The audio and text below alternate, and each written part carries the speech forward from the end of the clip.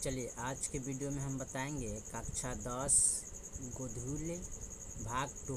ठीक है, गोधूली और ये है हिंदी। ठीक है, और हिंदी का हम देखेंगे चैप्टर। ठीक है, तो चैप्टर का बात किया जाए तो ये चैप्टर 8 है। ठीक है, इससे पहले के वीडियो नहीं देखे तो जाके प्लेलिस्ट में देख सकते हैं, जो कि 1 से लेके 7 तक ले हमने चैप्टर कंप्लीट कर चुके हैं। ठीक है, और ये 8वां चैप्टर हम शुरू करने जा रहे हैं। यह है पंडित बिरजू महाराज। ठीक है, यानी कि इसका लेखक कौन है? पंडित बिरजू महाराज। इस चैप्टर का नाम क्या है? जीत जीत मैं निरेखत हूँ। ठीक है, क्या है? जीत जीत मैं निरेखत हूँ। ठीक है, इनकी जीवनी दिया है। ठीक है, और इसका हम आंसर क्वेश्चन को हल करेंगे। ठीक है, तो फर्स्ट क्वेश्चन इसका क्या कह रहा है कि लखनऊ और रामपुर से बिरजू महाराज का क्या संबंध है?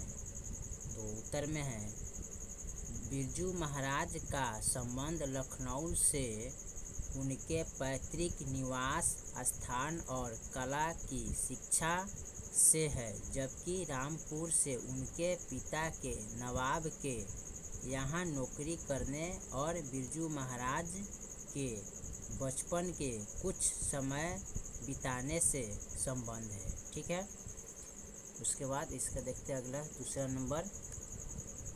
दूसरा क्वेश्चन कर रहा है रामपुर के नवाब की नौकरी छूटने पर हनुमान जी को प्रसाद क्यों चढ़ाया? रामपुर के नवाब की नौकरी छूटने पर हनुमान जी को प्रसाद इसलिए चढ़ाया गया क्योंकि नौकरी छूटने को एक शुभ संकेत माना गया, जिससे बिरजू महाराज के पिता को कला के क्षेत्र में पूर्ण रूप से समाप्त होने का अवसर मिला। ठीक है, क्वेश्चन नंबर तीसरा देखते हैं। तीसरा में क्या करें? नृत्य की शिक्षा के लिए पहल बिरजू महाराज किस संस्था से जुड़े और वहां उनके संपर्क में आए? नृत्य की शिक्षा के लिए पहल बिरजू महाराज हिंदुस्तान डांस अकादमी से जुड़े और वहां वे कपिला जी और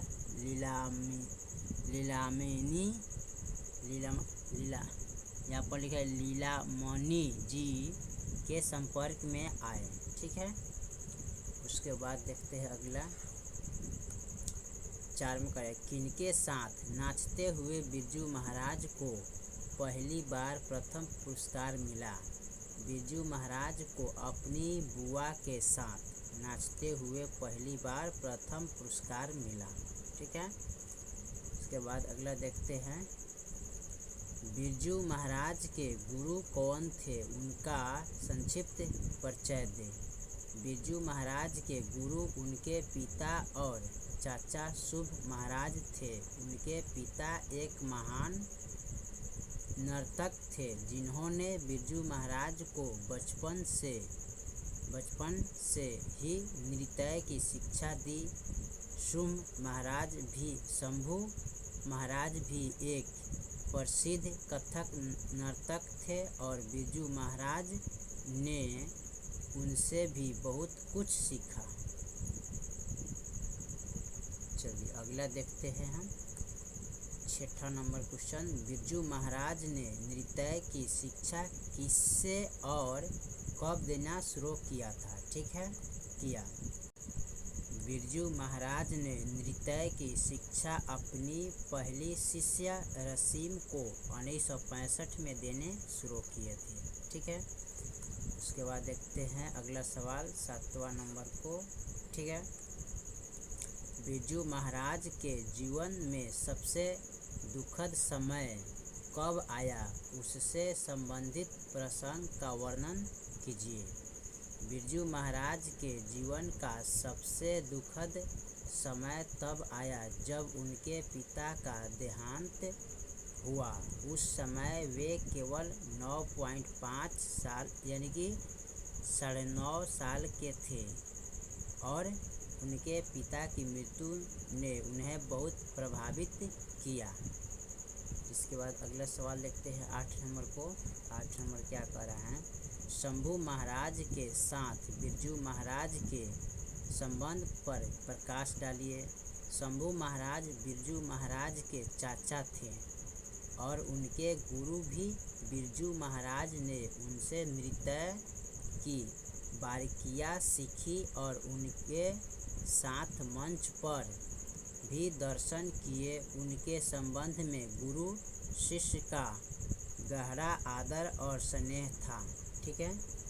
8 के बाद हम 9 नंबर को देखते हैं। 9 नंबर सवाल क्या कह रहा है, कलकत्ते के दर्शकों की प्रशंसा की बिरजू महाराज के नर्तक जीवन पर क्या प्रभाव पड़ा।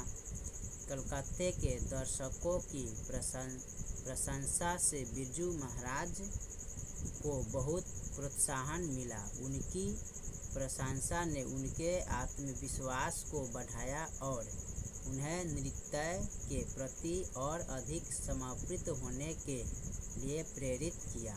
ठीक है। 9 के बाद 10वां नंबर सवाल को देखते हैं। 10 नंबर सवाल क्या कह रहा है, संगीत भारतीय में बिरजू महाराज की दिनचर्या क्या थी।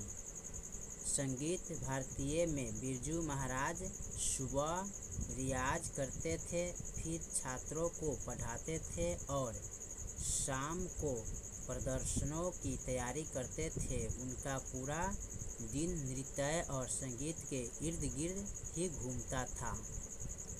10 के बाद हम 11 नंबर को देखते हैं। 11 नंबर सवाल क्या कर रहा है, बिरजू महाराज कौन कौन से विद्या बजाते थे।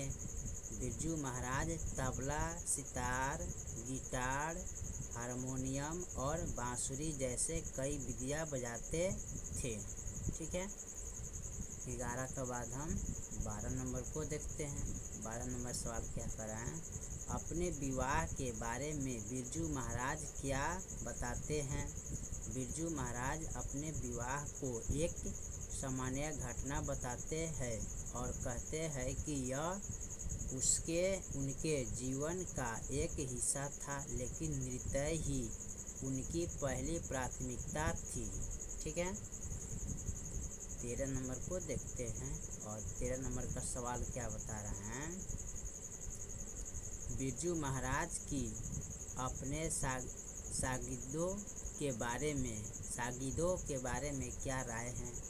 बिरजू महाराज अपने शागिर्दों को अपने बच्चों जैसा मानते थे और उन्हें अपनी कला का वारिस मानते थे। वे चाहते थे कि उनके शिष्य कथक की परंपरा को आगे बढ़ाएं। ठीक है। उसके बाद अगला देखते हैं।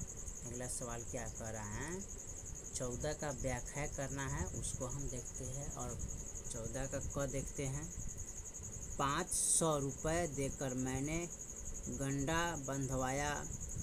तो यह कथन बिरजू महाराज के गुरु के प्रति समर्पण को दर्शाता है। उन्होंने अपने गुरु से विद्या शिक्षा प्राप्त करने के लिए दक्षिणा के रूप में 500 रुपये दिए और उनसे गंडा, एक प्रकार का धागा या कलावा जो गुरु अपने शिष्य को, ठीक है, कलावा जो गुरु अपने शिष्य को बांधते हैं, बधावा। ठीक है। उसके बाद 14 का व्याख्या नंबर ख देखते हैं। ठीक है। मैं कोई चीज़ चुराता नहीं हूँ कि अपने बेटे के लिए ये रखना है, उसको सिखाना है। इस कथन से बिरजू महाराज की निस्वार्थ भाव से कला को आगे बढ़ाने की भावना प्रकट होती है। वे अपनी कला को किसी व्यक्तिगत संपत्ति के रूप में नहीं देखते थे, बल्कि उसे अगली पीढ़ी को सिखाने और हस्तांतरित करने में विश्वास रखते थे। ठीक है। इसका ग नंबर देखते हैं। 14 का व्याख्या, मैं तो बेचारा उसका असिस्टेंट हूँ, उस नचने वाले का। यह कथन बिरजू महाराज की विनम्रता को दर्शाता है। वे स्वयं कोई ईश्वर या प्राकृतिक द्वारा प्रदत्त नित्य कला का एक माध्यम मात्र मानते थे, न कि उसके स्वामी। ठीक है। उसके बाद अगला सवाल देखते हैं 15 नंबर। बिरजू महाराज अपना सबसे बड़ा जज किसको मानते थे? बिरजू महाराज अपना सबसे बड़ा जज अपनी माँ को मानते थे, क्योंकि वह उनकी कला की सबसे सच्ची आलोचक थी। ठीक है। उसके बाद लास्ट जो सवाल है इसको देखते हैं। पुराने और आज के नर्तकों के बीच बिरजू महाराज क्या फ़र्क पाते हैं? बिरजू महाराज पुराने नर्तकों में कला के प्रति अधिक समर्पण और साधना देखते थे, जबकि आज के नर्तकों में व्यावसायिकता और दिखावे की प्रवृत्ति अधिक पाते थे। ठीक है। चलिए, तो हमने क्वेश्चन नंबर टोटल 16 तक ले कंप्लीट कर दिए चैप्टर 8 का। बाकी जो चैप्टर है फिर अगले वीडियो में। तब तक जय हिंद, जय भारत।